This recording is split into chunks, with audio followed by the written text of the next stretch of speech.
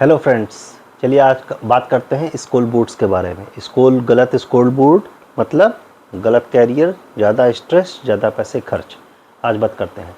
देखिए, school board जो होता है वो अच्छा चूज़ करना चाहिए, लेकिन वो शुरुआत में इतना बड़ा फैक्टर नहीं होता, टू बी फ्रैंक। लेकिन जब आप ऊंची क्लासेज में आते हैं, यहाँ ऊंची क्लास से मतलब क्लास 8 ऑनवर्ड्स, 9, 10, 11, 12, तब बोर्ड मैटर करता है। क्यों करता है मैं आपको बताता हूँ। सबसे पहले इंडिया में कितने बोर्ड हैं, मोटे मोटे कितने तरह के बोर्ड हैं।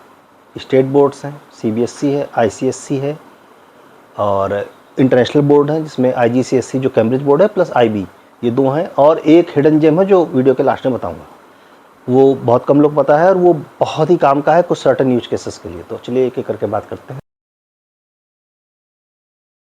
पहला है स्टेट बोर्ड। देखिए, स्टेट बोर्ड की में सबसे अच्छी बात है उसके प्लस पॉइंट क्या क्या हैं।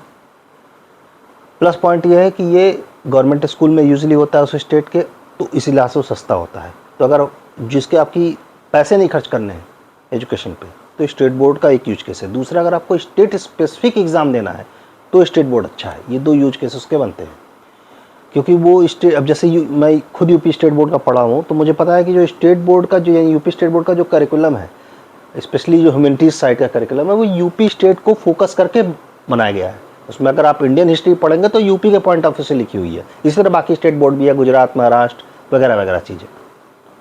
तो अगर आप स्टेट पीएसयू दे रहे हैं फॉर एग्जाम्पल, तो उसके लिए स्टेट बोर्ड बहुत अच्छा माध्यम हो सकता है।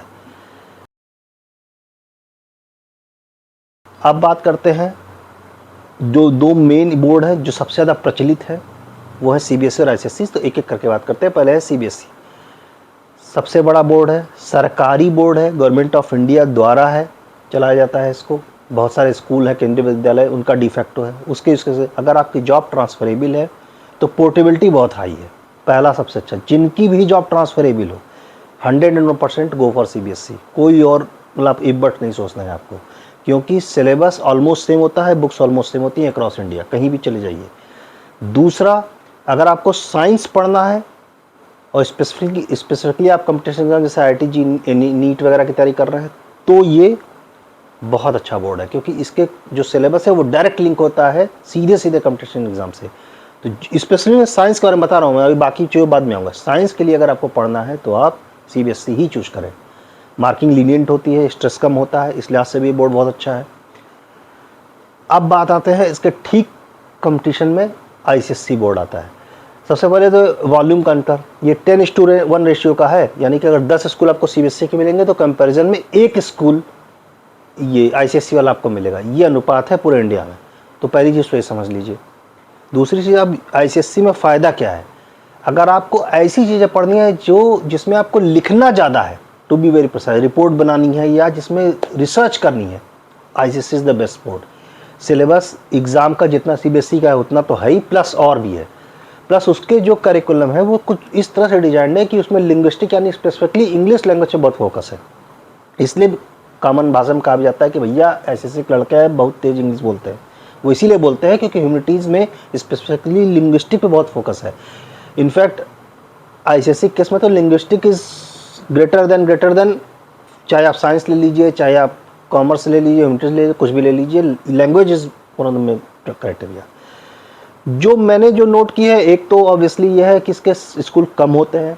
दूसरा, अगर आप टियर 2 टियर 3 सिटी में हैं देन थोड़ा सा आपको सावधान होना चाहिए, क्योंकि वहाँ सीबीएसई स्कूल बेटर हो जाते हैं आईसीएसई से, क्योंकि आईसीएसई स्कूल की क्वालिटी उतनी अच्छी नहीं है, मेट्रोज़ में बढ़िया है। तो आईएएस के एग्ज़ाम, सीए एग्ज़ाम, कोई भी ह्यूमैनिटीज़ से रिलेटेड कोई भी सब्जेक्ट, आईसीएसई बहुत अच्छा है। मार्किंग उतनी आसान नहीं होती है, और स्ट्रेस लेवल यानी कि जो कंपटीशन एग्जाम, इसके जो एग्ज़ाम पैटर्न है वो भी थोड़ा सा टफ है कंपेयर टू सीबीएसई। सीधे सीधे क्वेश्चन नहीं आते, थोड़ा सा घुमा के पूछते हैं वो, तो ये बात ध्यान रखिए।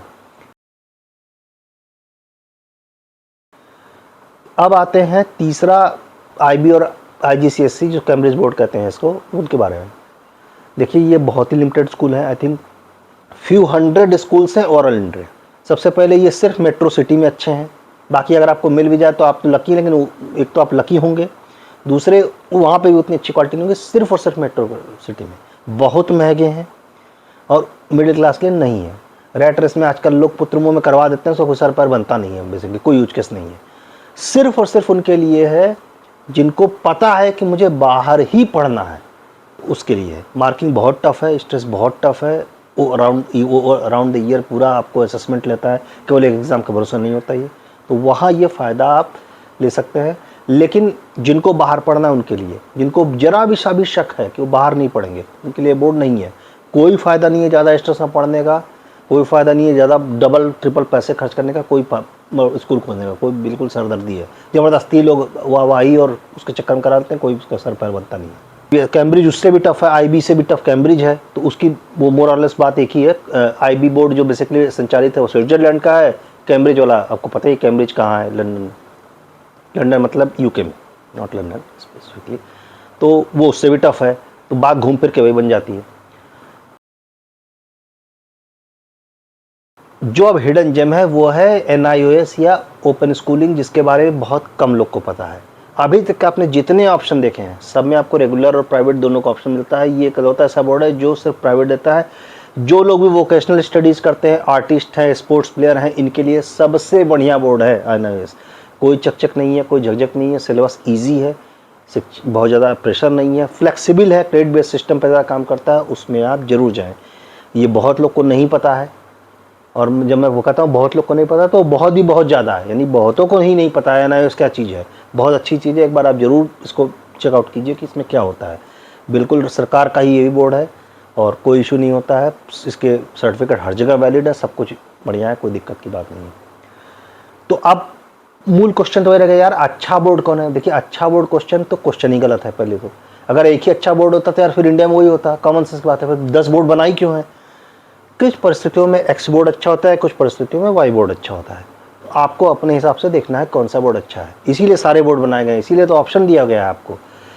आप ये देखिए कि जिसका एडमिशन आप कराने जा रहे हैं उसकी रुचि किस में है, उसका मेंटल लेवल कितना है, उसका एनवायरनमेंट कितना है, और वो भी आपको तब देखना है जब 9th 10th 11th 12th, जैसा कि मैंने पहले कहा, क्योंकि शुरुआत के क्लास में इतनी इंपॉर्टेंस नहीं होती फ्रेंकली। वो स्कूल सिलेक्शन के पॉइंट के लिए मेरा एक अलग से वीडियो है, उसका लिंक आपको डिस्क्रिप्शन में मिल जाएगा, वो आप देख लीजिएगा। उसमें भी डिटेल में चर्चा करने का कोई फ़ायदा नहीं है, उसके साथ इसको जोड़कर देखेंगे तो पूरी पिक्चर ज़्यादा अच्छी होगी। बट तो आज का यही टॉपिक था कि क्या क्या बोर्ड है, क्या क्या है। तो होप आप समझ गए होंगे। बाकी अगर आपके कोई क्वेश्चन है तो ज़रूर कमेंट में लिखिएगा। इसी के साथ signing off for now, take care, bye bye.